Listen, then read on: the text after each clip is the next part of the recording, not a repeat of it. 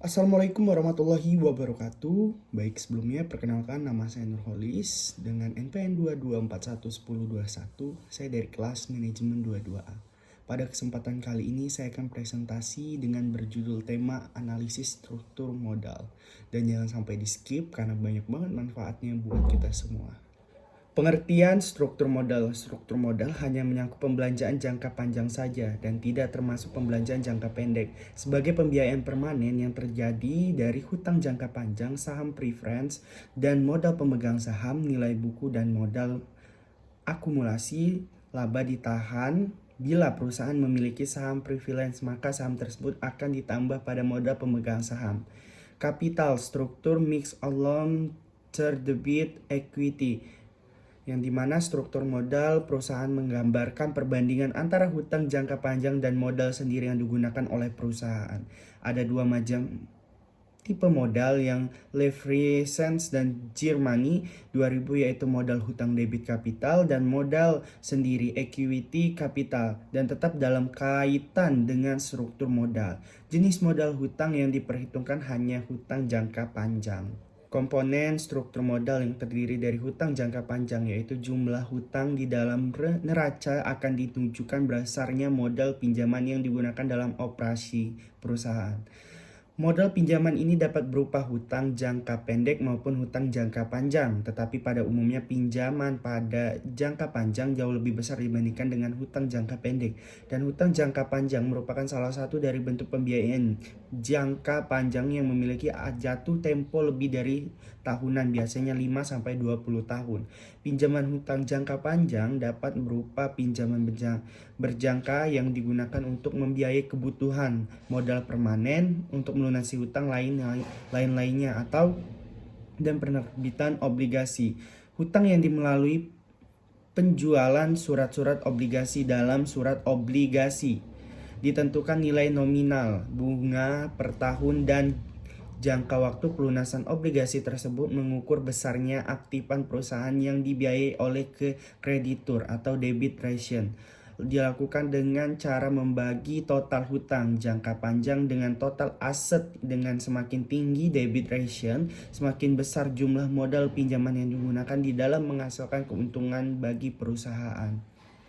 Modal sendiri menurut Wasis, dalam struktur modal konservatif, susunan modal menitipkan pada modal sendiri karena pertimbangan bahwa penggunaan hutang dalam pembiayaan perusahaan mengandung resiko yang lebih besar dibandingkan dengan penggunaan modal sendiri. Menurut Sudajat AL, modal sendiri equity capital adalah dana jangka panjang yang perusahaan yang disediakan oleh pemilik perusahaan pemegang saham, yang terdiri dari berbagai jenis saham-saham, yaitu serta laba ditahan.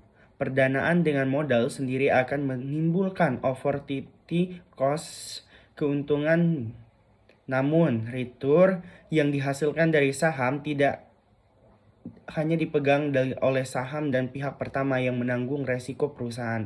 Dan modal sendiri atau ekuitas merupakan modal jangka panjang yang diperoleh dari pemilik perusahaan atau pemegang saham. Modal sendiri tetap berada di perusahaan dan jangka panjang saham yang tidak terbatas, sedangkan modal pinjaman memiliki jatuh tempo. Ada dua sumber utama dari modal sendiri, yaitu modal saham preference, yaitu saham preference memberikan para pemegang sahamnya beberapa hak istimewa yang menjadikan lebih senior atau lebih memprioritaskan daripada pemegang saham yang biasa. Oleh karena itu, perusahaan tidak memberikan saham preference dalam jumlah yang banyak. Lalu yang kedua adalah modal saham biasa. Pemilik perusahaan adalah pemegang saham yang biasa menginvestasi uang dengan mengharapkan mendapatkan pengembalian di masa yang akan datang. Dan pemegang saham biasa kadang-kadang disebut pemilik residual, disebabkan mereka hanya menerima sisa setelah seluruh keuntungan atas pendapatan aset dipenuhi. Struktur modal. Mengapa struktur modal perlu diperhatikan? Hal ini memotivasi manajemen perusahaan untuk mencari suatu struktur modal yang mengoptimalkan untuk perusahaannya. Beberapa alat untuk metode dapat digunakan untuk menentukan suatu pilihan, sehingga sangat bermanfaat untuk menjawab pertanyaan semacam ini. Di masa mendatang, jika kita memerlukan dana 500 juta, dan apakah yang sebaiknya kita menerbitkan saham atau obligasi? Metode dasar disebut analisis edge. Yang kedua ada perbandingan ratio leverage dan analisis arus kas perusahaan. Analisis EBIT atau EVS merupakan analisis ini manajemen dapat melihat dampak dari berbagai alternatif pendanaan terhadap earning per share pada tingkat EBIT yang bervariasi. Yang dimaksud dengan EVS adalah laba bersih sesudah pajak atau earning after tax bagi jumlah lembar saham perusahaan yang bersandar.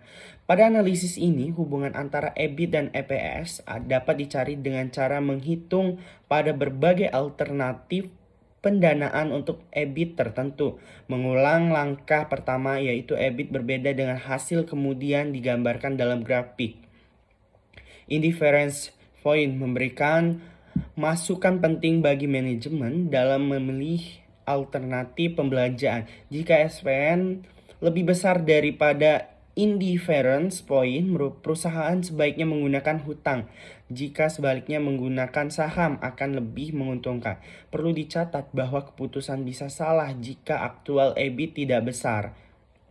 Yang diharapkan oleh karena itu di dalam mengambil keputusan manajemen harus memperhatikan deviasi standar tingkat variabel perusahaan expense dan deviasi standar EBIT. Mengembangkan sejumlah skenario tentang debit di masa mendatang beserta dengan profitabilitas terjadinya. Perbandingan rasio leverage. Tujuan dari analisis ini adalah menentukan efek setiap alternatif pendanaan terhadap rasio leverage. Manajemen kemudian dapat membandingkan rasio yang ada saat ini dan pada alternatif rencana pada tentu rasio industri sejenis rasio leverage terdiri dari rasio hutang, lalu rasio jaminan. Rasio hutang menunjukkan kemampuan perusahaan untuk memenuhi kewajiban jangka panjang, sedangkan rasio jaminan merupakan kemampuan untuk membayar bunga dan pokok pinjaman yang jatuh tempo. Untuk menghitung rasio hutang, manajemen menggunakan informasi dari neraca. Untuk menghitung rasio jaminan, serta manajemen menggunakan metode rasio SBB, yaitu terdiri dari rasio hutang, total hutang atau total aktifan, lalu ada total hutang atau modal sendiri. Tim interest expense, EBIT atau biaya bunga, yaitu debit server conference, yaitu rasio hutang atau jaminan dapat dihitung berdasarkan satu poin posisi keuangan pada saat perusahaan ini. Yang kedua, posisi keuangan perusahaan dengan alternatif pendanaan yang seperti 100%.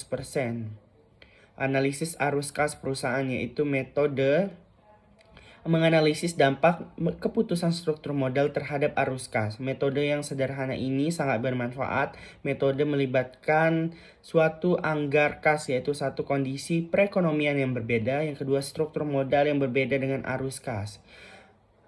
Yang terakhir ada Donaldson, yaitu dari Harvard University, menyarankan bahwa kapasitas beban tentang perusahaan sebaiknya tergantung pada arus kas bersih perusahaan yang diharapkan dapat terwujud pada saat perekonomian mengalami resesi. Dengan kata lain, target struktur modal ditentukan dengannya. Yaitu ada analisis subjektif dalam manajemen struktur modal. Dalam menentukan struktur modal, manajemen juga menerapkan analisis subjektif, yaitu bersama dengan menganalisis kuantitatif yang telah dibahas di depan. Berbagai faktor dan dipertimbangkan di perbuatan keputusan tentang struktur modal, yaitu yang pertama ada kelangsungan hidup jangka panjang. Manajemen perusahaan khususnya menyediakan produk dan jasa yang penting dimiliki untuk menyiapkan tanggung jawab menyediakan kesinambungan. Oleh karena itu, perusahaan juga menghindari tingkat pengangguran dan penghutangan di perusahaan. Yang kedua ada konservatisme manajemen. Manajemen bersifat konservatif, cenderung menggunakan tingkat hutang yang konservatif pula sedikit hutang daripada berusaha memaksimalkan nilai perusahaan yang menggunakan lebih banyak hutang. Yang ketiga ada pengawas hutang yang besar dapat berakibat semakin ketat kan pengawas dari pihak kreditur, misalnya melalui kontak pengajian atau conference note. Yang terakhir ada struktur aktifan. Perusahaan juga memiliki aktifan yang digunakan sebagai agunan hutang, cenderung menggunakan hutang yang relatif lebih besar. Misalnya perusahaan real extension yaitu hutang yang lebih besar dari perusahaan yang bergerak pada bidang riset teknologi.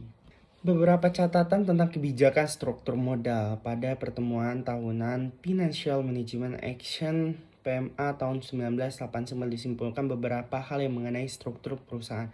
Dalam praktik sangat sulit menentukan titik struktur modal yang optimal, bahkan untuk membuat suatu ranger untuk struktur modal yang optimal sangat sulit. Oleh karena itu, kebanyakan perusahaan hanya memperhatikan apakah perusahaan mereka menggunakan hutang atau tidak. Yang kedua, ada kenyataan bahwa walaupun struktur modal perusahaan dianggap jauh dari optimal, tapi dampaknya pada nilai perusahaan tidak terlalu besar. Dengan kata lain, keputusan tentang struktur modal tidaklah sepenting keputusan investasi yang memiliki dampak lebih besar terhadap nilai perusahaan. Berdasarkan hal-hal yang di atas, sebaiknya perusahaan lebih memfokuskan diri pada suatu tingkat hutang yang hati-hati daripada berusaha mencari tingkat hutang yang optimal. Mempertahankan resiko finansial pada hutang yang masih terkendali, yaitu menjamin fleksibilitas pembelanjaan perusahaan. Yang ketiga, ada mempertahankan kredit rating perusahaan. Keputusan tentang struktur modal melibatkan analisis trend of debt antara resiko dan keuntungan penggunaan yang meningkatkan resiko yang optimal menyebabkan resiko dan keuntungan perusahaan. Metode lain yang tidak jarang digunakan dalam menentukan struktur modal perusahaan adalah analisis perbandingan rasio atau struktur modal manajemen yang memperbandingkan struktur modal perusahaan mereka dengan struktur modal perusahaan yang industri sama dengan suatu pilihan. Itu saja presentasi yang bisa saya sampaikan. Mohon maaf jika ada kesalahan. Sampai bertemu di video selanjutnya. Saya Nurholis pamit undur diri. Wabillahi taufiq wal hidayah. Wassalamualaikum warahmatullahi wabarakatuh. Sampai bertemu di video selanjutnya. Bye bye.